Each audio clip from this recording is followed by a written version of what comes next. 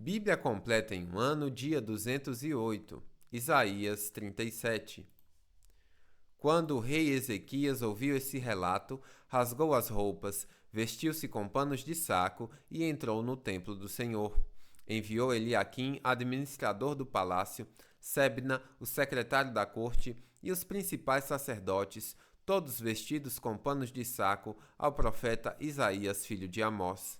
Eles lhe disseram: Assim diz o rei Ezequias: Hoje é dia de angústia, insulto e humilhação. É como quando a criança está prestes a nascer, mas a mãe não tem forças para dar à luz. Contudo, talvez o Senhor seu Deus tenha ouvido o porta-voz que o rei da Assíria enviou para desafiar o Deus vivo e o castigue por suas palavras. Por favor, ore por nós que restamos. Depois que os oficiais do rei Ezequias transmitiram essa mensagem ao profeta Isaías, ele respondeu: Digam ao rei que assim diz o Senhor: Não se assuste com os insultos que os mensageiros do rei da Síria lançaram contra mim.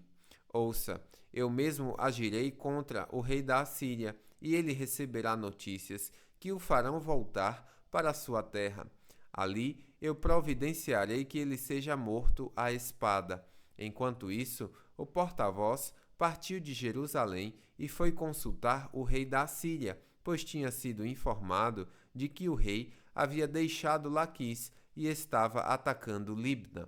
Logo depois, o rei Senaqueribe recebeu a notícia de que Tiraca, rei da Etiópia, havia saído com seu exército para lutar contra ele.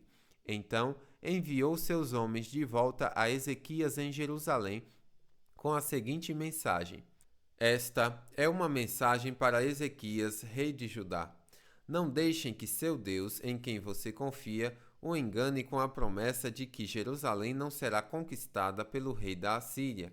Você sabe muito bem o que os reis da Assíria fizeram por onde passaram. Destruíram completamente todos que atravessaram seu caminho. Você é capaz de escapar? Acaso os deuses de outras nações como Gozã, Harã, Rezef e o povo de Éden, que estava em Telassar, as livraram? Meus antecessores destruíram todos eles. O que aconteceu ao rei de Ramate e ao rei de Arpade? O que aconteceu aos reis de Servarfaim e de Rena e de Iva? Depois que Ezequias recebeu a carta dos mensageiros e a leu, subiu ao templo do Senhor e a estendeu diante do Senhor.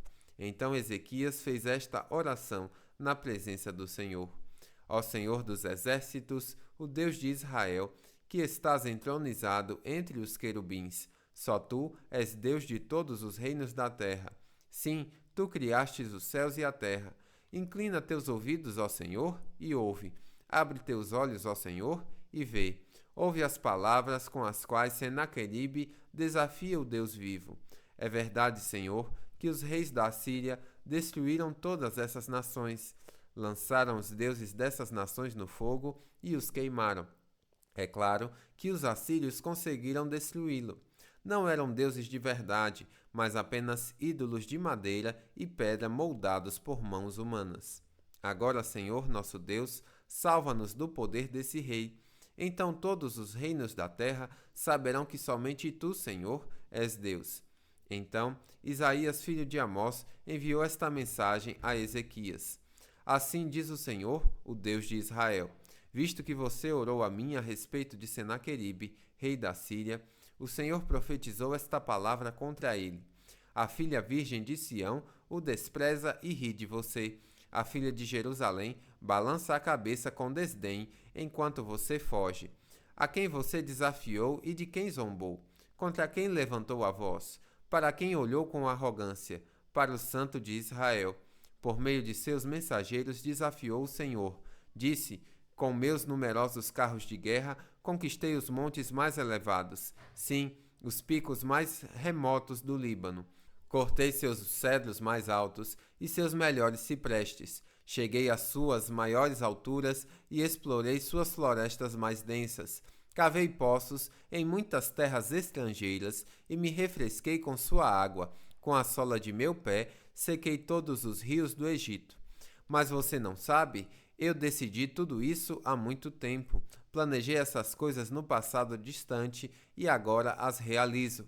Planejei que você transformaria cidades fortificadas em monte de escombros.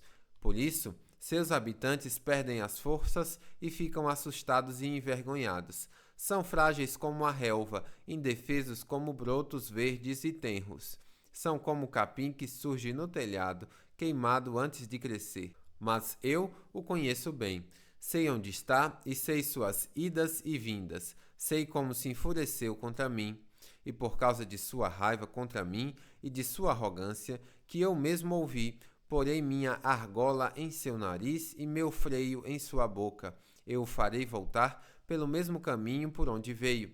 Então Isaías disse a Ezequias: essa é a prova de que minhas palavras são verdadeiras. Neste ano, vocês comerão somente o que crescer por si, e no ano seguinte o que brotar disso. Mas no terceiro ano, semeiem e colham, cuidem de suas videiras e comam de seus frutos. Vocês que restarem em Judá, os que escaparem da destruição, lançarão raízes em seu próprio solo, crescerão e darão frutos. Pois um remanescente de meu povo sairá de Jerusalém. Um grupo de sobreviventes partirá do Monte Sião. O zelo do Senhor dos Exércitos fará que isso aconteça. E assim diz o Senhor, a respeito do rei da Assíria: seus exércitos não entrarão em Jerusalém, nem dispararão contra ela uma só flecha. Não marcharão com escudos fora de seus portões, nem construirão rampas de terra contra seus muros. O rei voltará à terra pelo mesmo caminho por onde veio, não entrará na cidade, diz o Senhor. Por minha própria honra e por causa de meu servo Davi, defenderei esta cidade e a libertarei. Naquela noite, o anjo do Senhor foi ao acampamento assírio e matou 185.000 soldados assírios. Quando os sobreviventes acordaram na manhã seguinte, encontraram cadáveres por toda parte. Então, Senaqueribe, rei da Síria, levantou o acampamento e partiu para sua terra. Voltou para Nínive e ali ficou. Certo dia, enquanto ele adorava no templo de seu deus Nisroque, seus filhos Adramaleque e Sarezer o mataram à espada. Fugiram para a terra de Arate e outro filho, Esarhadon, se tornou seu sucessor na Assíria.